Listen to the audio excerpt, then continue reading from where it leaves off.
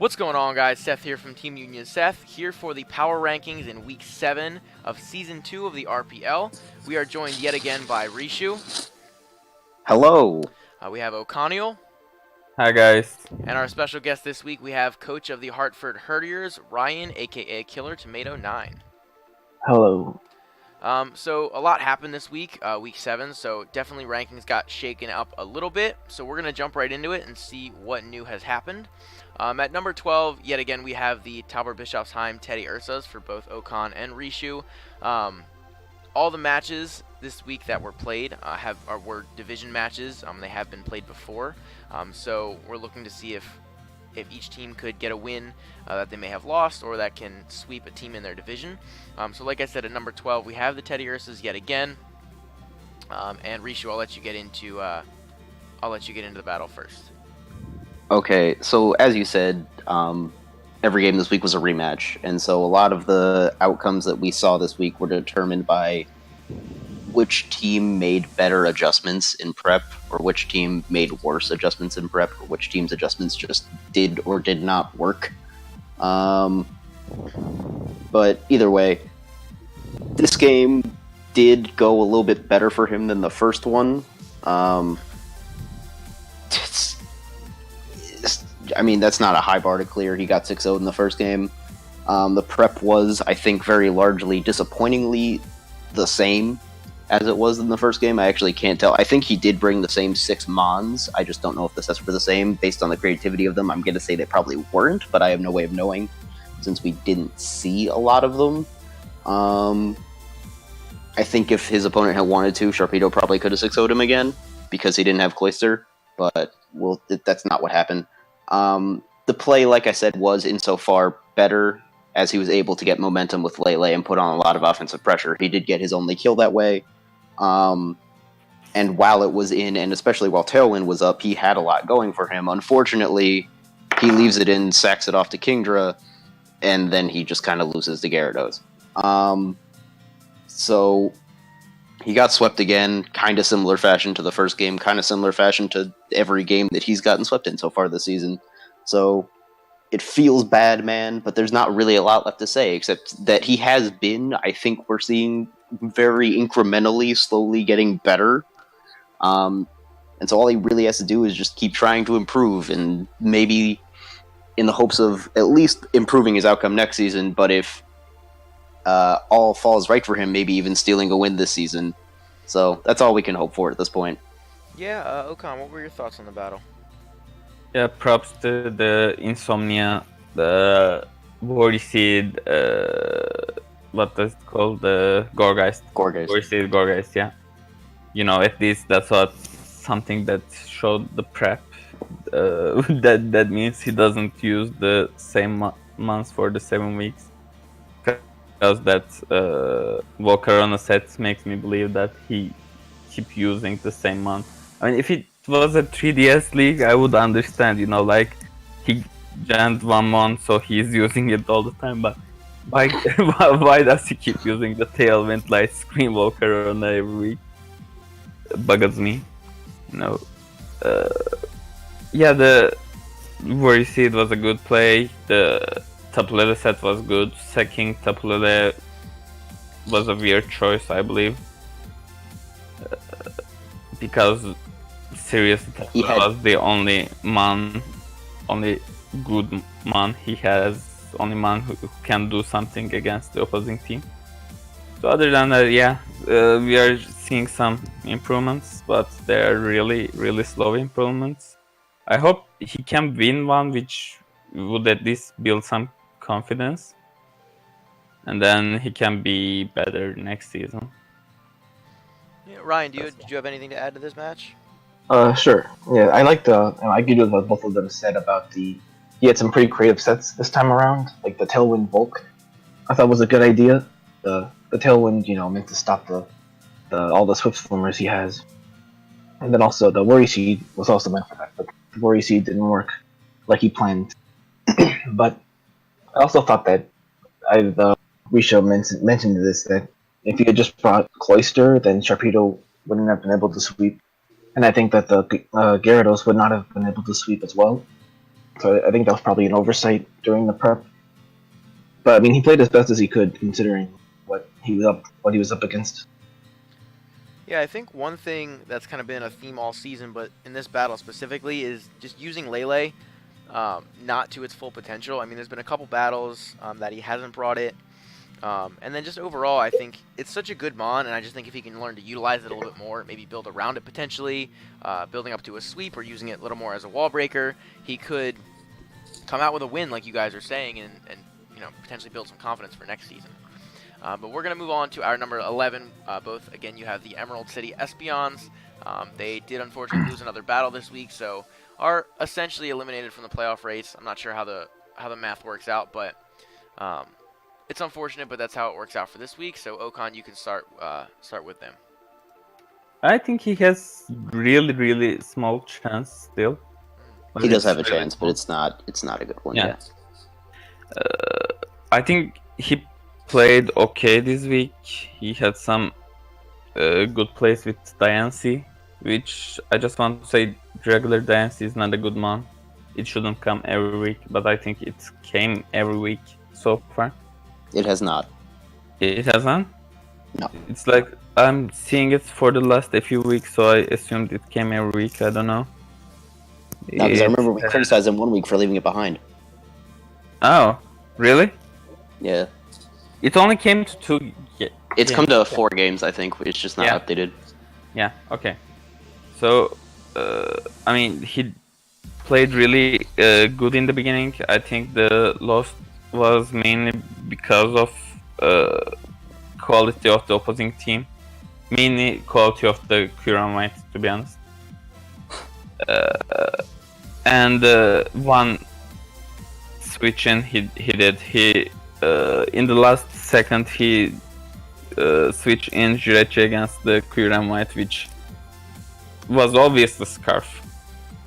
And if he sacked either Tornadoes or Galvantula there, and then came in with a free Iron Head, I think he could have won that game. Other than that, I think he played pretty good. He was ahead most of the game. I think I'm seeing improvements. I think he can be better. He can do better. Hopefully he can draft a team that is better. His mons are great. He has a lot of strong mons. Too bad all of them are weak to Dark and Ghost. Yeah, other than that, I think he's doing fine, but the team is really not good, and he doesn't do enough to elevate the team.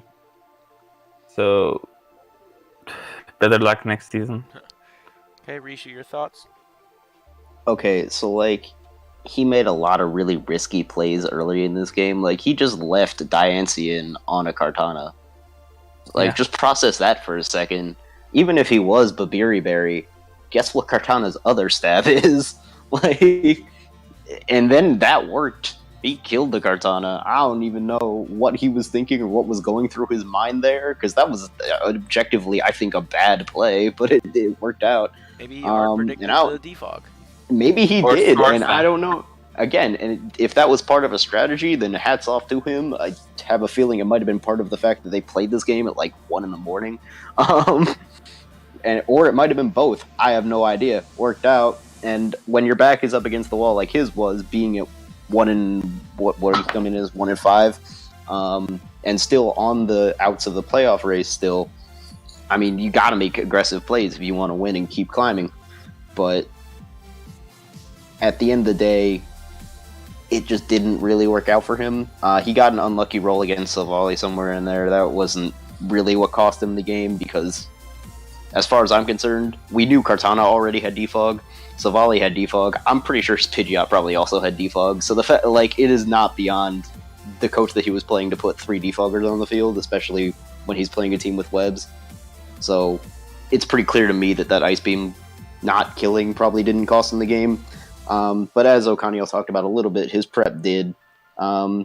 He had momentum for a lot of the game, but it just, whenever, I don't really know why his opponent played the way he did in the early game, or whether the Diancie set just kind of shook him. But Rotom and Porygon 2 were perfectly capable that entire game of switching in on essentially anything and sapping all momentum, and eventually they did. The Espeons did eventually misplay their Jirachi against Porygon 2, which is what sealed the loss. He also didn't notice, or I guess didn't care, that Kyurem was scarfed when he saw it outspeed Galvantula, because he then switched in Jirachi. It got crit, but that didn't matter. I think Galvantula in general, in terms of prep, was probably just a misguided bring, as was not bringing Alomomola in this matchup, because Alomomola was his only halfway decent answer to Kyurem. So he underprepped, I guess, for Kyurem. He underprepped more so for Porygon 2 and Rotom Heat. And he got swept by his old friend, Kyurem White. Really sad getting swept by a Mon that used to be on your team. Especially because of the damage that it did to his playoff hopes, because if he had won this game, he would have been in a decent position. At this point, he is 2 games back. There are 3 games left to play. Technically speaking, if the Teddiursas aren't eliminated yet either. But they're both all but eliminated. And if you look at his schedule, he's a really uphill climb. But we'll see. Again, we've been talking about him for a few weeks now. I don't think his play has been bad. I don't even think his team comp is bad. I just think it doesn't really, because I rated his draft really highly. I still think his team is very good. I just don't like how his playstyle has meshed around this team. He has been playing a lot of his Mons way too aggressively, and some of his Mons way too patiently. In some, yeah. So it's just not working out with his team. And we'll see, because he did all right after he came in as a replacement last season. We'll see what he can do if he continues to do this moving forward. Ryan, any final thoughts? I thought, like Sam said, that he didn't bring anywhere near enough for Kyurem. I mean, I guess you could argue that maybe the INC and his Latias were answers for it, but at the same time, they aren't really. But even then, those 2 died pretty quickly before Kyurem even came in. And then he didn't have anything to break through Porygon 2's massive bulk. But overall, I still think that the Espeons played well. I thought that they had good use of U-turn and Bulk Switch throughout the game. So I think that maybe if he brought some better prep for Kyurem, then maybe he actually could have won here. I think he could have had Tap Null. Yeah, I did notice that he let Diancie and Lottie go down really early, which were his best answers to Silvally and Rotom. And I'll talk a little bit more, but I don't know. I just think letting those go early was kind of just his downfall right off the bat. Yeah. So it was just impatience. It's what we've seen the entire season. Yeah. So we're gonna move on. So number 10, unfortunately, we had another forfeit this week for the Barbados Bibarrels. So we're going to skip past them. No, they didn't get moved. They're now 3-4. Still in the playoff hunt. Hopefully we can see them play their last few games, hopefully. And, whether they're still in the race or they lose out, it's still good to get games played in there no matter what. So we're just going to move on to the number 9 that you guys both had ranked, which is the Indiana Infernapes. So Rishi, you can talk about them first as I get their battle set up. Okay, so first of all, I want to point out, Okan didn't move down the team that forfeited this week, and I just don't understand why. This is startling inconsistency coming out from this analyst.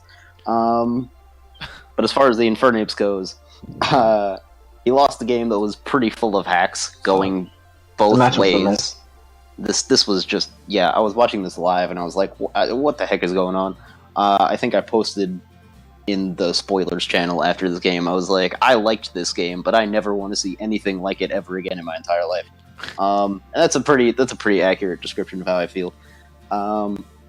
Most of the hacks that happened in this game did wind up hurting him as the Infernapes, and he did get pretty tilted in the game. But I would argue that neither the hacks nor the tilt are what actually lost him the game. They lost him differential for sure, but I don't think either of them ultimately cost him the game. I think his under-prepping for Aurora Veil was the main issue, because under Aurora Veil, he really, really, really had a hard time dealing with Ninetales, Necrozma, Superior, which we didn't even see, and Snorlax. And it's just, that is what lost him this game. He played all right. It wasn't great. The way he played Swampert wasn't amazing. The way he played his Heliolisk wasn't amazing. But it was okay. His prep was, again, kind of okay. His prep's getting kind of stale, but at the same time it's not, because he is switching things up to a varying degree. But you, Ryan, severely out-prepped him, so, like, that's just how it goes sometimes in these rematches. Your adjustments worked out a lot better than his did. So he dropped this game. He came in, again, he's been improving a lot this season, as far as I've noticed, especially in being in other leagues with him. This was actually sorry to interrupt, but this was actually the first time I had even had Superior, Necrozma, or the Ninetales on my team. Yes. I wasn't, like, when I made those transactions, I wasn't, like, planning for his team, but it just so happened that they worked really well against this team. Which is funny, because I don't remember which video we talked about that in, or if you watched it, but we did talk about your transactions at length in one of the other videos. And I think it was after a video. I think it was week 5. No, it was definitely in the video, but either way. I think it was in the week 5 video, because they took effect week 6, I believe. And we'll get to those when we talk about you, but we were very curious as to how those would work out in your team building. But like I said, your opponent played alright, prepped alright, got out prepped. His adjustments didn't work. He still does have a chance at the playoffs. But this was the easily most important game he had left on his schedule, and he lost it. And that's how it goes sometimes. So it'll be difficult, but I do look forward to seeing how he's going to bounce back this season and next season, and how he continues to improve moving forward. Yeah. Okan, your thoughts? Well, he's still pretty much in the race, so I don't want to talk like he's out of it. I don't think he played bad this week. The Hex was definitely not on his side. I mean, both sides get their fair share of Hex, but he kind of get that quite a little quite a lot late in the game. So it was just affecting differential at that point. But I think even with no Hex, the Aurora Whale and Snorlax was too much for him to handle in the beginning. He was, like Sam said, he was not prepared for the Aurora Whale. He was not too prepared for Snorlax. By the way, he kept Earthquaking Snorlax while Waterfall in Rain does much more. I don't know if he didn't have Waterfall. Did we see it? I don't remember. I don't think we saw it. We saw the Earthquake. Yeah, we never saw it. We just saw Power Punch and Earthquake. Yeah. He might have had Ice. He might have not had Waterfall. He could have had Ice Punch. Yeah, maybe. Other than that, this time Metagross Demo was better. No, wait, what did he had? He had Corkscrew Crush again? Yeah. He had Psyche MZ the first time, he had Steely MZ this time, and we agreed that Psyche MZ was pretty risky last time because Skuntank was on the roster still. Yeah. At this point, it probably didn't matter. Steel Z is now better, probably, yes. Despite our requirement. Oh no, he had Home Claws. He sent us the set. He didn't have. Oh wait, that was Metagross. That's not Metagross. Ignore me. Okay. Yeah, the Hex was really important in the differential, but not in the main game.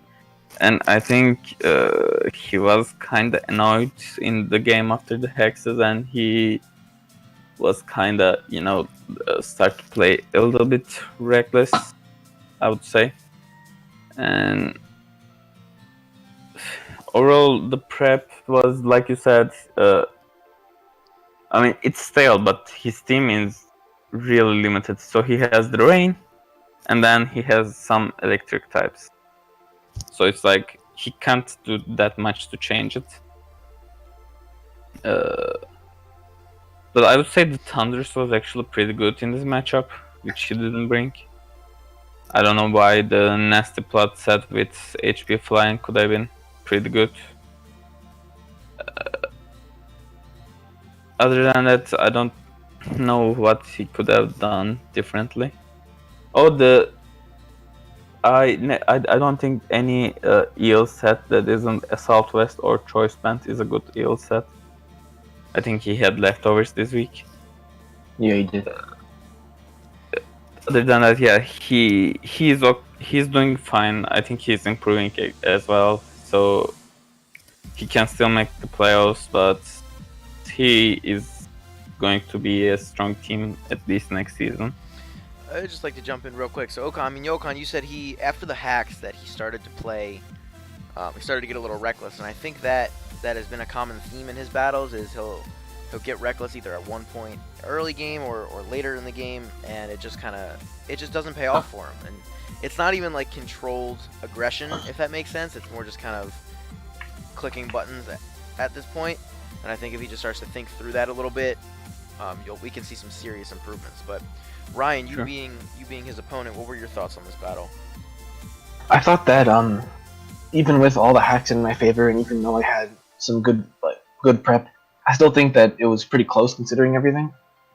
And I think that especially I remember in the mid game when my Aurora Veil went off, I remember that it was very hard for me to find a chance to get the Ninetales back in, because there was always something like either Swampert would have destroyed it on a switch, and our Metagross obviously can't come in on that. So I think he did a good job of preventing me from getting it back up, but I ended up finding a way to get it. And then so once again, he just couldn't break through my walls once it was up again, so I was able to just bring it home from there. All right. So moving on at number 8, we have both you guys have the Colorado Crawdaunts. So Rishu, you didn't move them at all this week, but even though they did get a win, Okan, you moved them down 2 slots. So Okan, you can start with this battle and let us know why you moved them down, even though they did come out with a win. Well, they did come out win against the last team, and like their opponents lost almost every game. So, and the other 2 teams also won the game, and I would say that he played bad. For example, turn 1, he stayed with Volcarona with his Volcarona could have had Giga Drain. I mean, I know he had the berry, but that doesn't mean it was a good play. Or he keeps using the infestation with mons that shouldn't actually use the infestation. For example,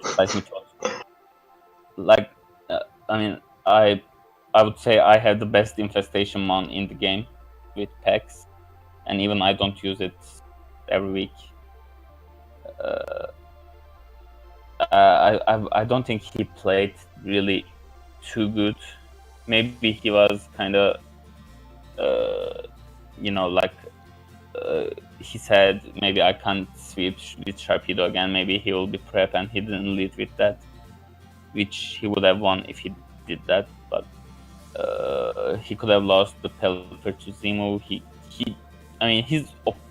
If he played against an opponent with a better prep or better play, he would have lost this game. I don't think despite him having Sharpedo and Gyarados, which could have easily won the game, I don't think he played too good this game. He won because of the team quality, and his opponent is still learning the game. So even though he won, he's not.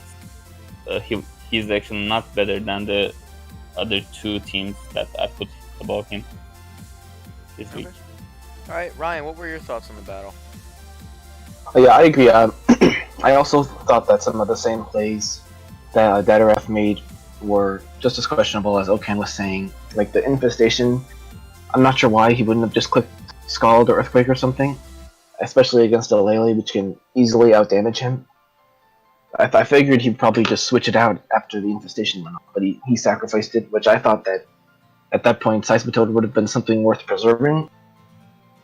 And because it was only ground type on this entire team, which on a mono water team we need the ground type. But yeah, he managed to find a time to set up his Gyarados, and without the Cloyster, that's really all he needed. Yeah, I think realizing that WinCon and the Gyarados in that moment was really good on his part.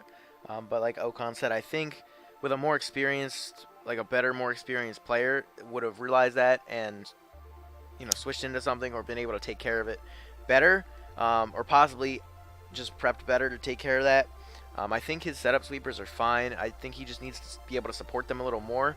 And it's difficult with a mono water team. It's not really his. I mean, it is technically his fault for drafting mono water, but it's not really his fault of the limitations that he has in terms of prep. But I think overall, his prep has been consistently pretty decent.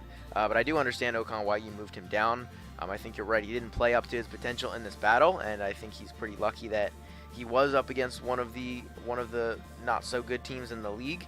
And I think if he's really looking to make a playoff push, he's going to need to play better and prep better. Rishi, what were your thoughts on this battle as a whole? Okay, so as far as the Crawdaunts goes, I mean, he did switch up his prep a little bit from the first time, which I do respect. He brought Polyrath this time, I think for only like the second time this season. We didn't get to see a lot of the sets in the game just because of what happened. At least one of the sets that we did, which was the Seismitoad with Infestation, was pretty questionable because it having Infestation in the first place doesn't make a lot of sense. He didn't really need to switch up his prep at all, as it turns out, because he probably could have swept Sharpedo again. He ultimately did walk away with a sweep after the questionable plays early game, specifically the fact that he did switch in Kingdra on top of Lele for reasons that I don't understand, but maybe his cranium isn't large enough to potentially wrap its mind around why you would do something like that. So now, I mean, this is a weird situation that he's in, given that Barbados has forfeited a fair amount of games and could continue to do so, and does have a difficult opponent next week. He's now in the driver's seat, I would say, for the last playoff spot, because his differential is the second best out of the teams that are 3 and 4. Or third best out of the teams that are 3 and 4. One of them is Barbados. And he did break out of his losing streak this week, so we'll see if that momentum can carry him, because he is a good player. He has a bad team, but he is a good player. So if he can elevate his play to a level where he can get some wins in these last 3 weeks, he can find himself in the 6th playoff spot. I have no doubt in my mind. All right, so with that, we'll move on to our number 7 slot. So Ryan, these guys moved you up 2 slots from number 9 last week into the number 7 slot because of your play and your prep this week, which in my opinion was some of the best, if not the best, that we've seen all season from you. So you can go ahead and comment on that, your play and your prep.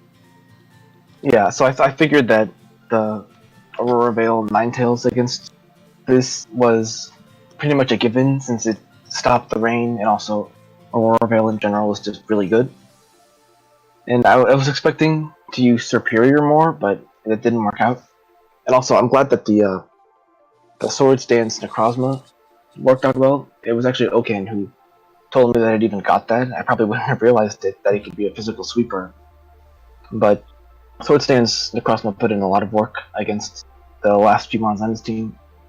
And I also thought that throughout the early game, I was making some good double swaps to predict his moves pretty well.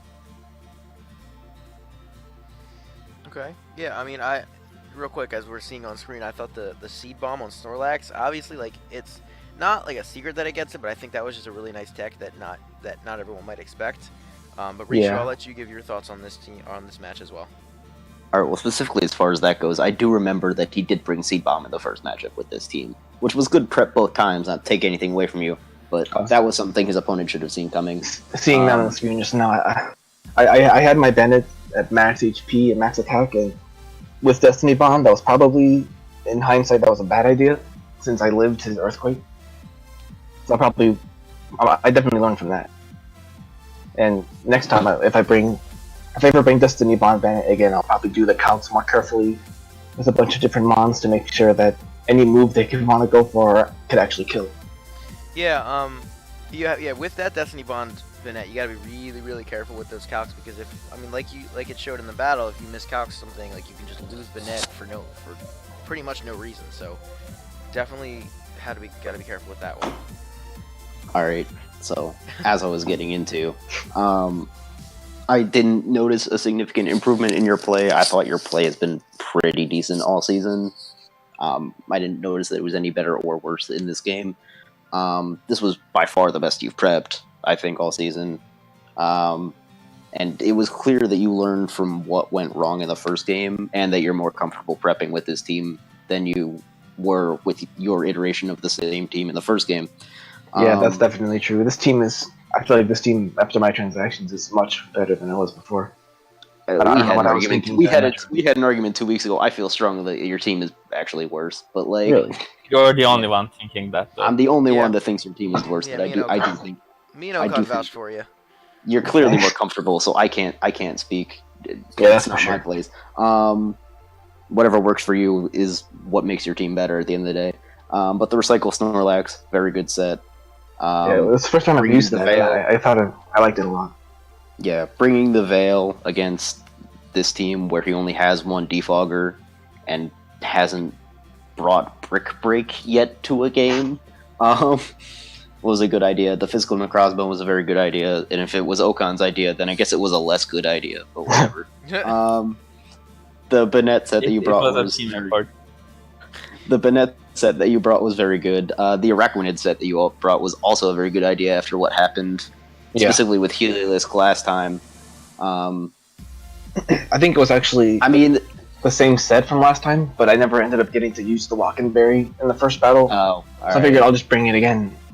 Maybe it'll work this time. I mean, there are ways that can work out poorly for you, because you can just end up... He could volt switch into Greninja, and you could not do anything. Yeah. But, it worked out. It was a good set. The prep and the hacks are what won you the game. I mean, the hacks got you some differential, but like I said, talking about your opponent, your prep was so much better than his that there was not really a good way for you to lose this game, unless you, did what Paul tried to do last week. So, you're now on a 3-game winning streak, including the forfeit, and after starting 0-4, you're now 3-4. Mm-hmm. That's pretty good, especially considering that the team that is currently occupying the 6th playoff spot, I don't remember who it is because we haven't updated the standings from last week in the doc yet.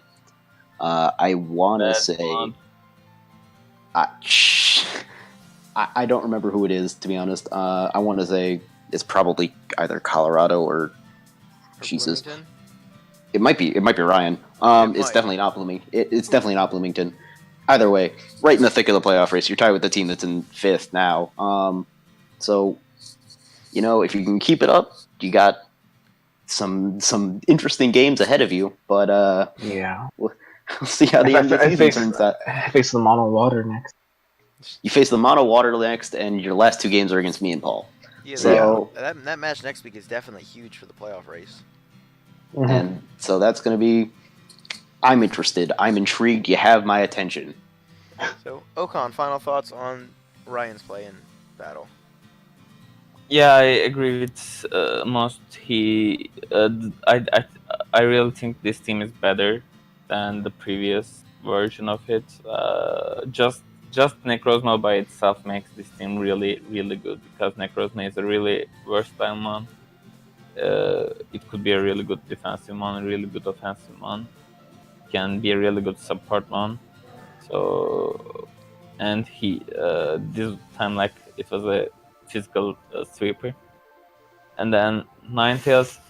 To be honest, while we discussed the game, I was really not high on the idea of Ninetales in this game, just because actually Pelipper is a really safe switch into Ninetales, and it could have just override the Aurora Veil turn.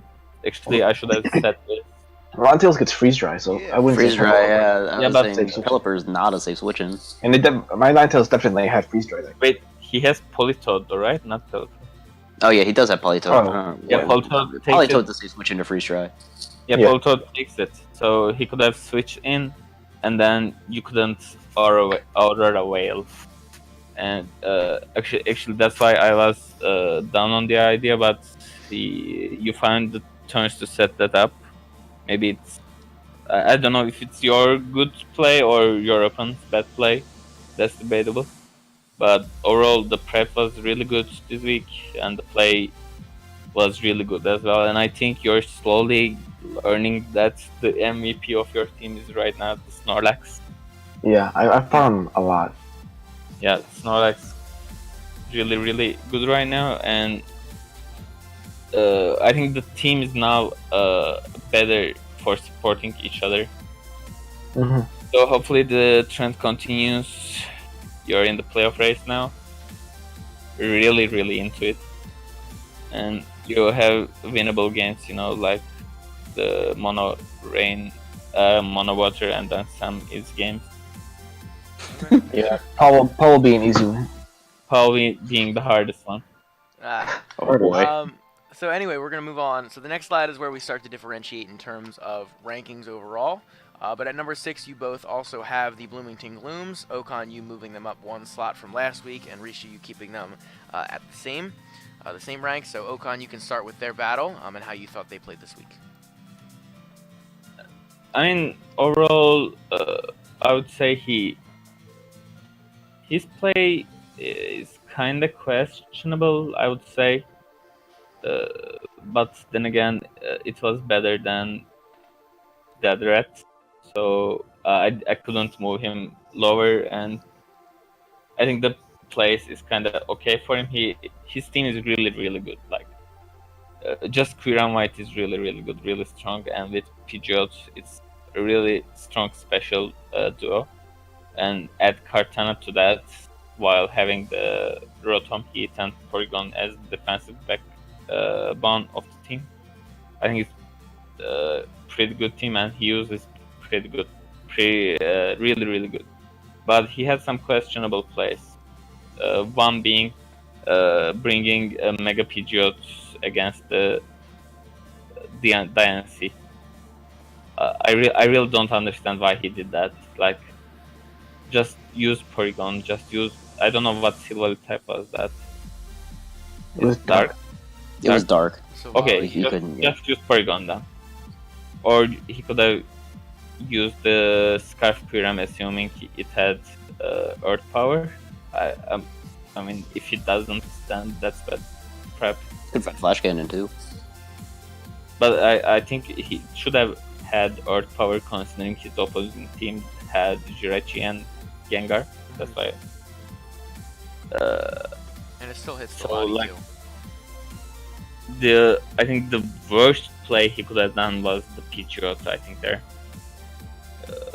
Because, like, Pidgeot is a really strong one. It's a really good one against, like, Gengar. If it had Heat Wave, which he should, it's a good one against Jirachi. So I don't understand that play. Other than that, I think he played okay. He could have win or lose the game. I moved him higher because I moved Dead lower. I think he and Ryan could have exchanged places maybe, but overall I think his team is still the better team. His team is still one of the better teams of the league, so just because of the team and his play being not too bad, keeps him in the 6th spot. Okay. Risha, your thoughts? I will agree on a couple of points. One, his prep was good. His transactions that he made, I don't remember if it was last week or the week before, made his team way better. And it's clear that he's a lot more comfortable building with this team than he was before. Pidgeot coming in on DNC was probably a misplay. I think I understand why he did it, and I think the answer is because he probably had defog, to be honest, and he might have been trying to threaten with HP Steel. Either way, it was pretty dumb. But he just wasn't, I guess, ready to go into Kyurem, and didn't, for whatever reason, think going into Porygon at that time was appropriate. I don't know. Other than that, the general way this game went was pretty similar to the first, because his opponent had momentum for most of it, but he was able, like, the Glooms were able to get the momentum back earlier and keep it for longer. His prep was, I think, a lot better.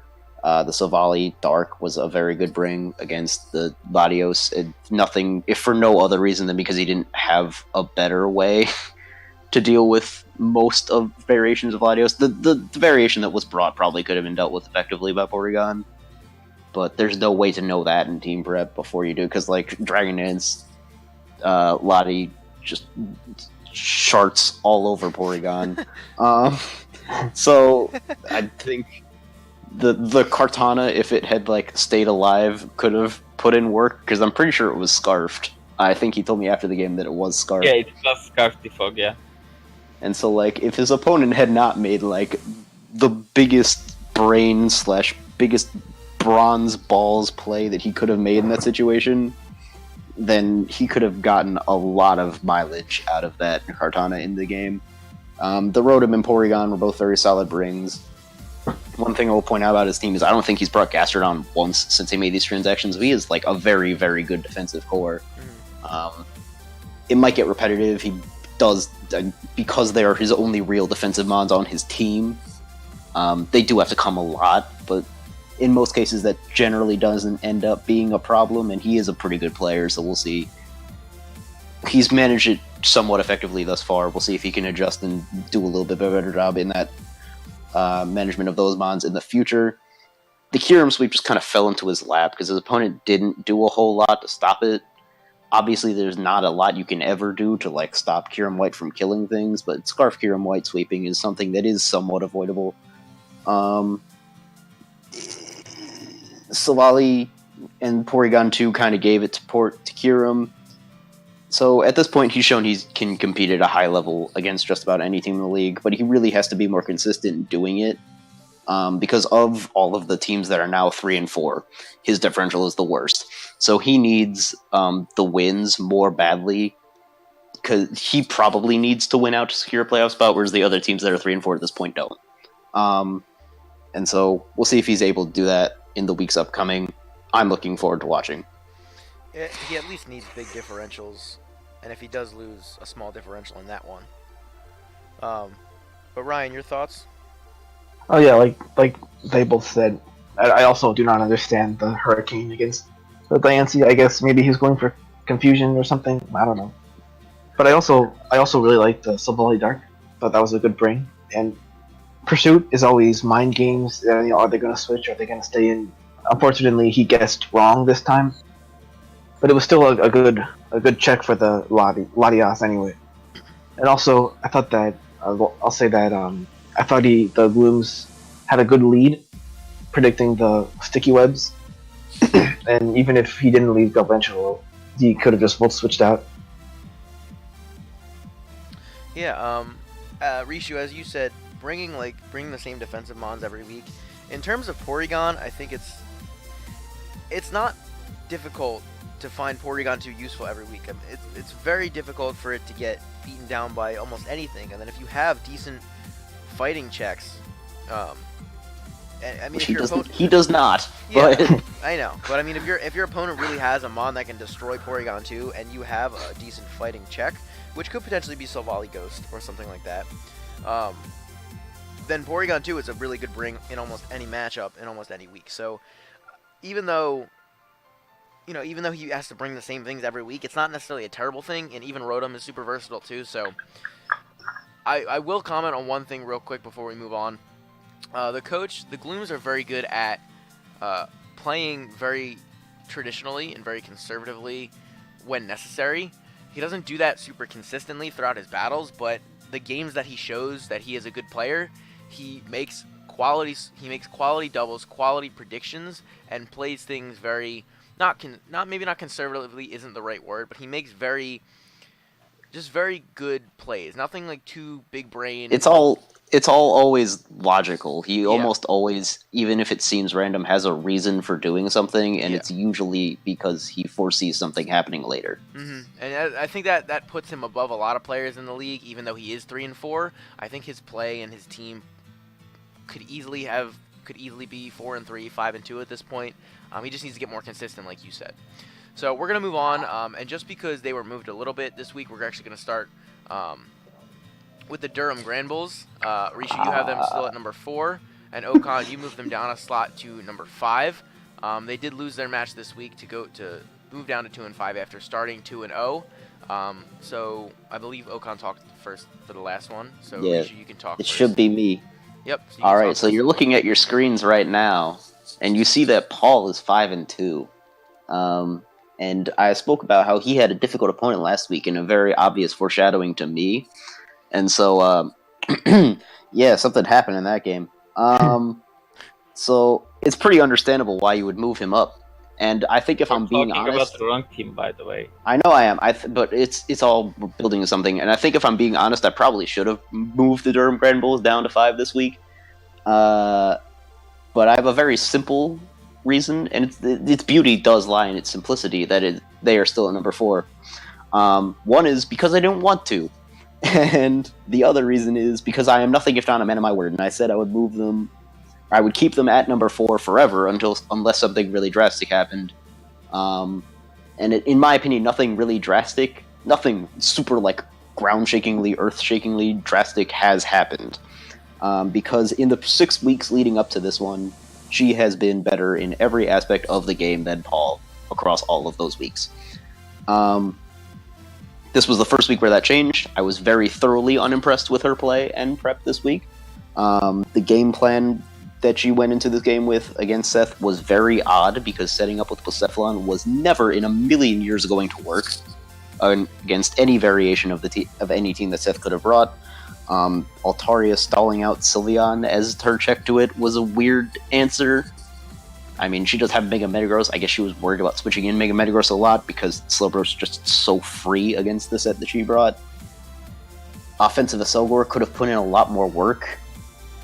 I would imagine, based on how she was playing it probably didn't have T-Spikes and didn't really have a ton of offensive moves or investment. It seemed like it was just a vehicle to get Blacephalon into the game, which, like I said, was never going to work. The Metagross, if you are going to bring a support Mega Metagross, which I do think was a very good idea for this game, it should have had Toxic. She knew what happened in the first game, and she knew a large reason why she lost the first game was because she couldn't keep Metagross in because Slowbro was so free and Sableye was so free. She should have had Toxic. These are just easy ways to beat both those mons, and pressuring Sylveon to Heal Bell more is not a bad thing. The absence of Clefable and the absence of Cryogonal I think were very weird. Cryogonal put in a lot of work in the first game, and a Calm Mind Clefable could have easily won her this game, in hindsight. With you not having Roserade and with Scizor being the only real answer, you had 2 Clefable. It didn't hit the field, but I had Steelium Z Weavile, which Oko had a fully defensive Clefable.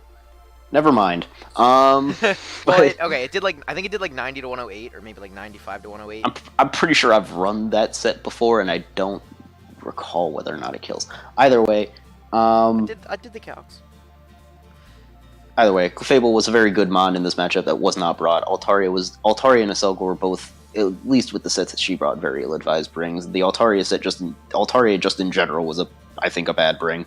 And Blacephalon I think was a questionable bring as well. She misplayed her Wincon, which I believe should have been Crocodile very early in the game. Your entire team, Seth, was grounded, and she was Scarf. She could have just spammed Earthquake late game and had a very, at least plausible chance at sleeping if she had the right setup. Mm-hmm. But she just kind of tried to mind games you and lost. And even not Earthquaking there was a misplay, because if you switched out, what does she lose? And so ultimately she just got whittled down. She was outplayed from the beginning of this match to the end of this match, and it was a very disappointing end to this 5-game stretch that she had where she entered 2-0, now she's 2-5. So she's not totally out of the playoff race, because again, I do think that she's probably still the best player out of the teams that we're talking about, or at least she's shown that she's the best player, or one of the best players, out of the teams that we're talking about potentially getting the 5th and 6th spot. But she really does need to make something happen, which, given the fact that this is kind of unrelated, but she's getting married soon. Congratulations.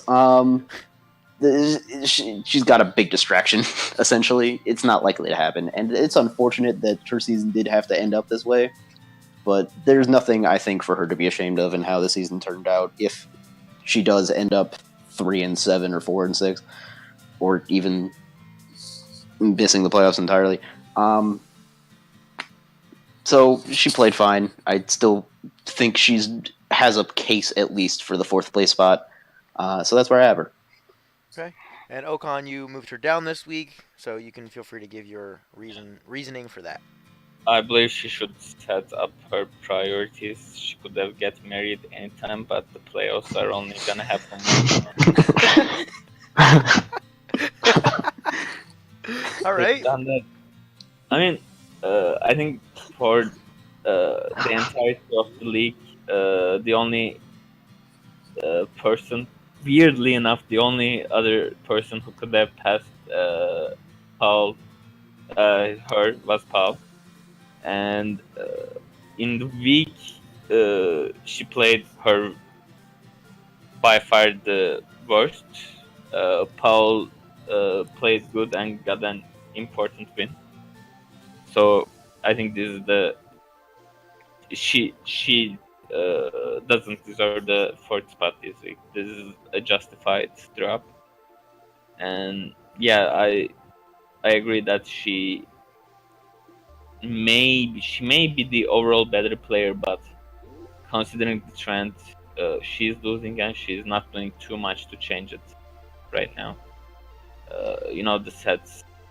I disagree that Clef is a good bring against this team. Clef is not a good bring against Caesar. Clef is not too great against Slowbro, Sylveon.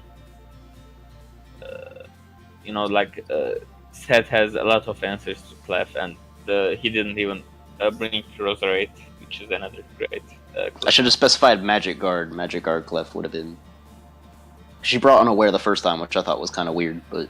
Unaware is weird, I agree, but even the Magic Guard, I think Bullet Punch kills. I don't know, it might. I think a banded bullet punch. I don't think it does like. Well, you had Iron Head, so Iron Head might have killed. Yeah. Well, I think even like a banded bullet punch does like 70 to 80 maybe. Yeah. But I wasn't banded. Really? Yeah, I don't think it was too good. I think Kragonal was a good bring. I think Blessaphalon is good, but if I were her, I would use Scarf Blessaphalon. Yeah. Because your team really didn't have much Shadow Ball switches. Yeah. And she could have just spammed the Shadow Ball. I think your only switching was Sylveon, which would have take like 30-35%. Yeah, it was a Fizz Def Sylveon too, so it would have taken a decent chunk. Like which in that. Yeah. Okay, go. Well, no, she brought Scarf Blessaphalon to the first game, which is what I was going to say, and it was weird. Like, that's an example of an adjustment that just didn't work out. The set she brought the first time was fine. Maybe, yeah. We discussed with her about the sub and button pass Excelgor, and I said it's not a good idea because, Excelgor can easily set up the sub, but it's gonna take 2 times damage. Like, you're gonna sub, you're gonna take damage probably, and then you're gonna button pass, and then you're gonna take another set of damage with Blessaphalon, and then probably that sub is not gonna do anything. But she liked the idea, so she used it, and it didn't work as well. But overall, did she play really bad? No. But did she play good this week? Again, no. I think it was questionable overall this week. All right, Ryan, any final thoughts on the Durham Granbulls? No idea, I guess. Sorry. I think that like Sam said, she just sort of didn't realize which of her mons needed to be kept alive. I think especially she misplayed with Rotom, letting that die early because it was really her only way to break through that Slowbro. Especially seeing that Metagross can't touch it at all. And like you said, Crocodile would have been really good in the lake. And I watched this battle live, and I remember when I first saw the team previews, I thought, wow, Excelgor completely destroys your team, Seth. But it turns out the set she had didn't really do that. So that was probably that was sort of wasted potential there with Excelgor. So that's yeah. Yeah, I will say at team preview I looked at Excelgor and I'm like, wow, I really don't have much to answer this. And then I think I was in versus the Excelgor with my Sylveon, and I looked up if Excelgor gets any poison or steel moves, and it gets Sludge Bomb. And I started to get a little more worried, and I was like, wow, this thing could have been really good against my team, and I was very lucky that she didn't bring a very good Excelgor set this week. T-Spike, Sludge Bomb, Bug Buzz, Energy Ball. Yeah, that would have been really good. But anyway, we're going to move on. Okan, you can talk first about the Twinleaf Town Torterras, who got a win this week against the Orlando Appolitoeds, so Rishu's team. And you move them up to the number 4 slot, while Rishu, you still have them at number 5. So, Okan, you can discuss their battle first as I pull it up on screen. congratulations, Paul, you did it. And I'm just forfeiting any claims that you suck for the remainder of this video. Then probably, when we chat, I'm just gonna go back to that idea. But then again, I think the prep and play was really good this week. The Mudsdale trade was good for him. I would say that because he didn't have a good rock setter before. I think he didn't have a rock setter before. He didn't have rocks at all, yeah. Yeah, and Mudsdale was good this week. I think you only had physical attackers, right? The team that I brought did Electabuzz, but yeah, maybe Electabuzz, but I could conceivably have had special attackers. I just on this team, but I just didn't. Yeah, your team mainly is physical attackers, so Mudsdale was good bring this week. The not bringing Charizard against you, like he changed the sets. Like he was playing on the Sun idea. He set up the Sun with Zard, then bring in Shiftry or Venzar. Instead, he didn't use Zard this week. He used Chandelure as his fire type, which kind of worked, kind of didn't work. I don't know. And he just used the Venzar as a Zygarde answer. Again, I think it was an okay answer. He won because he was the better player despite having a worse team. So I would like to congratulate him on that. Well done, Paul. You deserve the 4th spot. I hope you can stay there. I would also like to mention he did finally switch up his team a little bit, Yeah, which definitely helped. But Rishu, your thoughts? and that was the main thing I was going to hit on. Excuse me. That this week for the first time, Paul, aka the coach of the Twinleaf Town Torterras, aka some random fellow, he really done diddly did it. He elevated his play in prep, especially the prep, way above the level he was at in previous weeks, which is something we hit on in the last video. We're like, he really does have to play a lot better to beat better teams. Well, he did that this week. The fact that he switched up his prep so dramatically from the first game, I think, is what got him very, very far. I won't say that any of the sets that he brought were particularly surprising to me. Particularly the fact that he brought Mudsdale was a given, even though Mudsdale's not that great.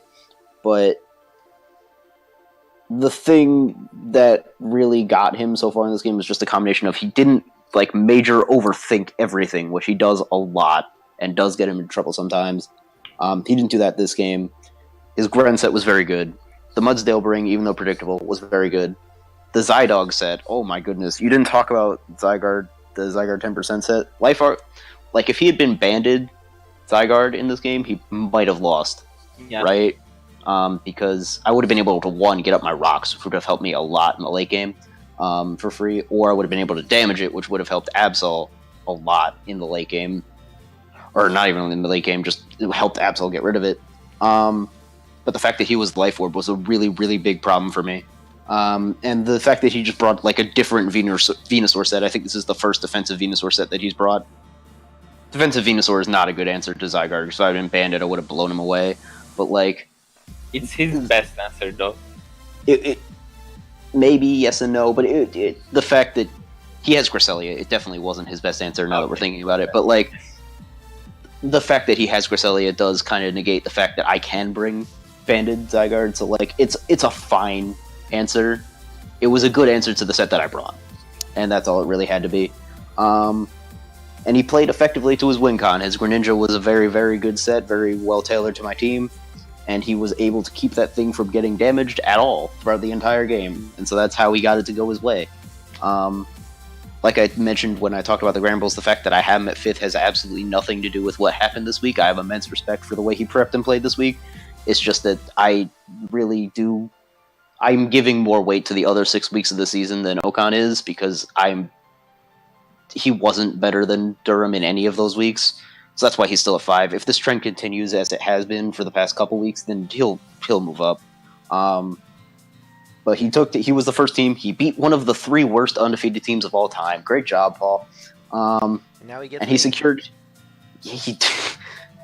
Who made his schedule? God. He is now pretty firmly in 4th place in the standings. He has the potential to move up, particularly depending on what happens, because he's got a lot of control over where he ends up, since he does have games left against Seth. If he is able to pull out super high differential wins, I guess he could theoretically pass me as well.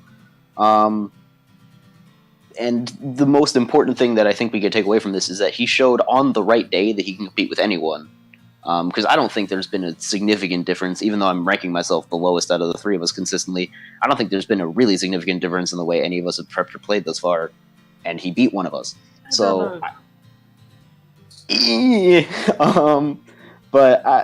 He showed that on the right day, I think he can compete with anyone. Just on face value, obviously his matchup against Okan's team is so bad that he probably is never going to beat Okan. But on the right day, in the right circumstances, he can win games. All right, Ryan, what were your thoughts on this battle? Because, I mean, in my opinion, this was probably the best match of the week, and I'd like to hear your thoughts. Yeah, they pretty much covered it all. I thought Paul definitely played very well this game. I liked, he made a lot of good switches in the beginning of the game. He knew when he could get in his eye dog and start doing outrage, especially since there were no fairies to stop it. So he did really well with that. Overall, they covered it all pretty much. All right, so we're going to change slides, get into our top 3, which has not changed as of last week, but the records have, as you guys have seen. So, Risha, you can talk about how you think you played in prep first. I'll booby too. Honestly, Okan raised an interesting point before we started recording this game, which is that I should have put myself at 12. And he has a valid point, because I did commit the very unspeakable crime of losing to Paul. Oh my lord. I still think I played in prep pretty well. They obviously weren't perfect, because if they were, I would have won. Some of the adjustments I made from the first game didn't work out. Obviously, in retrospect, I probably should have brought Comfy. But, I think the 6 that I brought could have won me the game. I don't think Comfy was that great in this matchup. So it is what it is. Comfy over Crobat was a thing that could have popped into my mind. I don't know that it changes the outcome. I think the real reason I lost this game, and this is what happens when games are this close, and this well played, is that I didn't really lose. I didn't make any of what I consider misplays. But I lost to pretty subtle errors that I made in prep, not super major stuff. My Mesprit set was alright, but something about it just didn't work, because it didn't do what it was supposed to. I used it primarily to damage Mudsdale, because the game script really called for me. I couldn't get up my rocks until rocks were off my side. And so the way he played his Mudsdale around my Mesprit, and the way my Mesprit set functioned, really did actually prevent my Mesprit set from working the way I'd intended it to. So I don't know what I would have done differently, but I just know that I should have done something differently. And then the more important thing is that my Absol should have been adamant. It was not. And you'll see, or you already saw, that my Sucker Punch did something like 80% to Absol, or to, not 80%, he was at 80%, did something like 68, to Zydog, where if I had been adamant, that would have been a roll to kill. And a favorable roll to kill at bat. Next team in Zard? Yes, it is. Oh, nice. Max speed Absol is 1 point faster than... I brought Adamant the first time. Max speed Absol is 1 point faster than max speed Max speed Adamant Absol is 1 point faster than max speed Jolly Charizard, or Timid, or whatever. Doesn't matter. So that was something that I could have done, which would have made the endgame way different, because having Absol alive was valuable in a way that I didn't realize it wasn't team prep. And so I didn't really need to speed tide Zydog at any point. It is what it is. I was in a reasonable position at the end to win the game, because I did bring good sets. My Zygarde was Assault Vest, which is something that you didn't see in the game, but that being Assault Vest made that Ice Beam a roll to kill me. It was a roll very heavily in Paul's favor, but I think it was like a 13% chance I had to live, which isn't nothing. And then Rockslide into E-Speed would have killed him. So I could have won that game. That's how close this game was. But it didn't go my way. So like, it is what it is. This game, I think, really illustrates why I like this format so much. Because there was a lot of growth on both sides of this battle, but especially by Paul. From the first game, and that's something that I really like seeing over the course of the season, and that's something that you don't get in standard play ever, or almost ever. So the way it is now, I'm still not comfortably, I'm still in the 3rd seed. My differential is a good bit better than Paul's, so I'm not likely to move down. I can move up if teams above me lose, but I'm not sure I expect that to happen or not. I don't like playing first round games when I don't have to.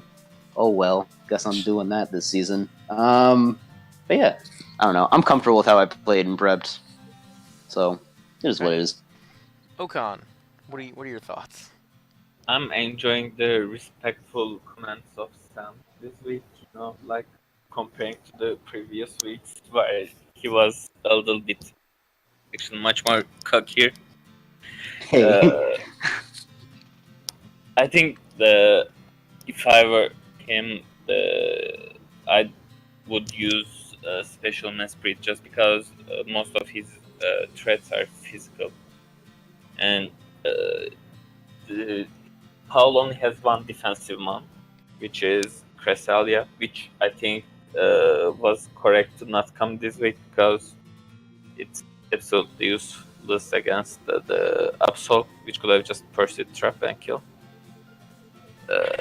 And if it were to come, it's either physical or special defensive. Like you could have just, in case the Absol died before Crest came in, you should have had like one physical or one special threat that could have killed.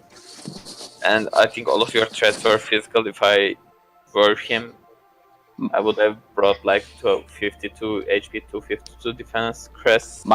My Crest answer was that 3 of my mons had outsped it and had toxic. Yeah. Still not too good of an answer. I disagree, but whatever. Other than that, wait, I had one more point. I don't remember now. Well, yeah, I don't think you played or prepped bad this week. It's just that Paul is a much better player. I can say safely.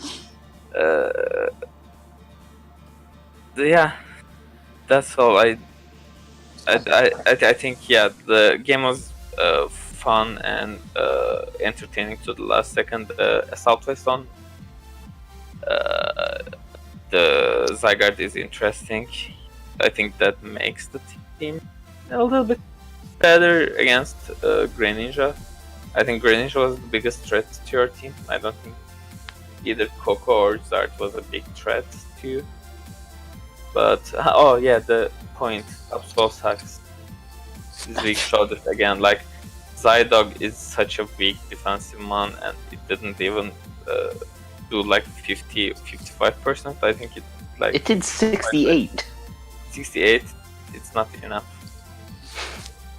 Like, if you can't even one shot Zydog, you're not a mega. Knock off one shot. Psh, I should have risked the speed tie. Psh. Yeah, you should have. Inside is 50-50.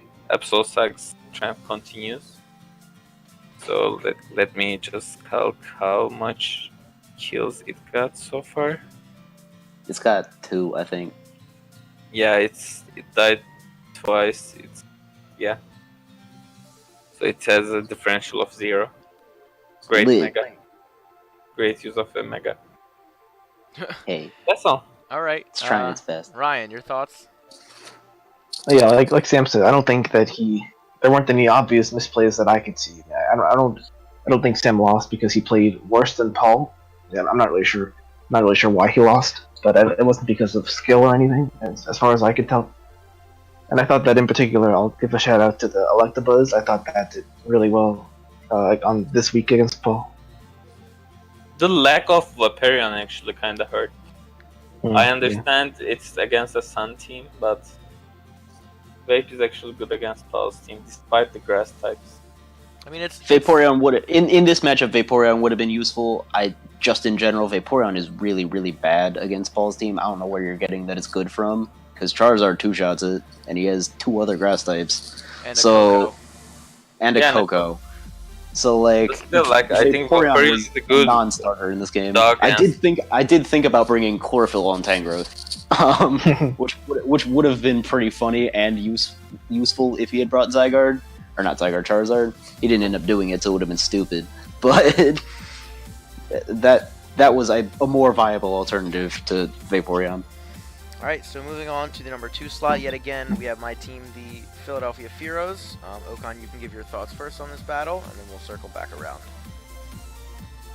Well, you played against the team we considered the fourth best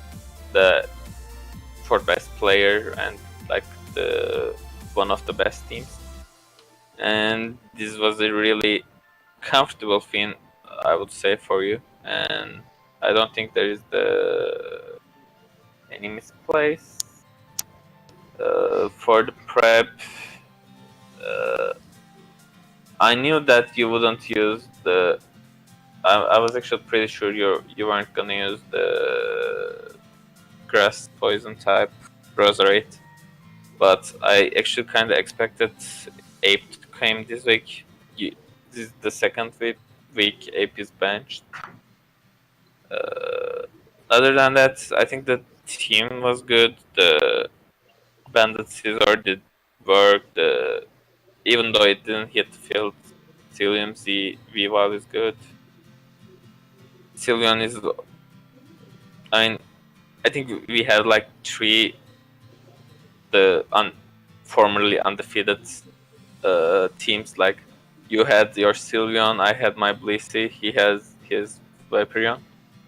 They're like really key defensive players affecting our plays. I think Cillion is really important in your team. Like, in all of your wins, Cillion worked amazingly. I should try that moment sometime. Yeah, I don't think you played. You made any mistakes in the game. So overall, you're staying in the same position. Okay, Rishu. Okay, so I'm gonna disagree somewhat. You won this game despite what I consider arguably very questionable prep adjustments from the first one. Like, I don't get why you didn't bring Roserade, and it has nothing to do with Clefable. It's that your team doesn't have very good ways to deal with Rotom Wash, besides Roserade. So leaving it on the bench, I think, was a weird prep decision that could have... I mean, it's not like you have no ways, and it's not like Rotom Wash is hard to necessarily whittle down. It's just, I think it's a weird decision when you have such an easy way staring you right in the face and you don't use it. Mm-hmm. Not bringing Infernape... I understand why you did it, because bringing a set... The pressure would have been on you to bring a different Infernape set, and you, I think, really, really did need to bring Scarfed Infernape again if you were going to bring it. But at the same time, Scarfed Infernape is so good against this team that I don't think that in your position I could have avoided bringing it. They all worked out, so at the end of the day, asking questions is both pointless and you might be wrong in saying the question in the first place. What I will say is that the Rhyperior set was pretty good. With counter, it didn't get to do anything, but it was a cool idea. Scizor did its job. You played around the threats that she had, even in spite of you not having your best answers, in my opinion, to them very well. And so you did what you have done this entire season, which is you just did a very solid job of whittling down her team slowly over the course of the game, getting rid of her resources until there were none left. And so you won this game fairly convincingly. You were the first team chronologically to clinch playoff berth. And so you are now sitting in the second spot. You're welcome. And if you continue to play this... I would have caught you eventually. You might have. My differential's still higher than yours, so I don't know if that's true. But this is the first thing you actually won with high differential, I think. I think I had a He's 4-0 got- another week. He 4-0'd the mono water team. Oh no, he 3-0'd the mono water team. 4-0, 3-0, something like that. I think I 4-0'd. He had a- I know I 4-0'd someone else. Doesn't matter. My point was going to be, the final point I was going to make is that if you continue to play this way, you're going to finish second. So, we'll see if you can do it. I don't know. I'm intrigued. Okay. Ryan? Yeah, I thought that I agree with Okan. I thought your prep was pretty good this week. I mean, Sam is right. You didn't have too much for that Rotom, so like they both said, Roserade would have been pretty good to bring here. But even despite that, I think you managed to play around that Rotom weakness well in the actual match. And I was also gonna mention the Rhyperior set. It's the encounters. It's always a good idea. It's always risky, but if you can pull it off, it's always really nice. And Scissor with Oka Berry is also something. It never hurts to give that thing an Oka Berry. When they think they're just about to kill it, it lives, kills them back. So I thought that you played well this game. Yeah, I mean, I thought about bringing Roserade, and I just decided that I couldn't find a whole lot of use for it. My answers for Rotom were kind of Jolteon chipping it down, and Sylveon was the main one. And then I actually built Scizor to be faster than a no-speed Rotom, so that U-turn did a good chunk of damage to it, and I could U-turn out into something like Sylveon or Jolteon. And just kind of chipping it down was the plan. I didn't see it as too much of a threat, so that's why I didn't have Roserade. But like I said before, a Selgor was a huge threat, and I feel like I needed to prep for that way better. Weavile didn't even hit the field. It had Steelium Z Iron Tail, which decimated a fully defensive Clefable.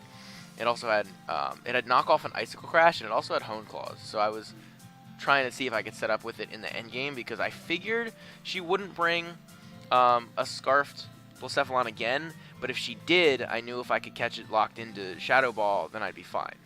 So that's just a little bit of insight into my team. But moving on to our number one team, yet again this week we have the Buja Cavaliers. Rishu, I'll let you get into their team first, and then we'll wrap up with Okan and Ryan. He won by forfeit. That's my analysis. Okay. Oh yeah, that's right. My bad. Yeah, I was gonna use the same team, only changing Gliscor to Aggron, because my Aggron rules. And it's actually great against this team. I was gonna have the payback on Aggron to one-shot the Necrozma Duskmane, not the Downwings, I think. Downwings, yeah. Yeah, I had some creative sets, and the Pex and Blissey was amazing last game, and they were again on the team. The Flame Charge Swords Dance knockoff Mew was again on the team, which was great last time. So it's sad that we couldn't play. It was gonna be a fun game. Yeah, I mean, it always sucks when forfeits happen, but you got a +3 win.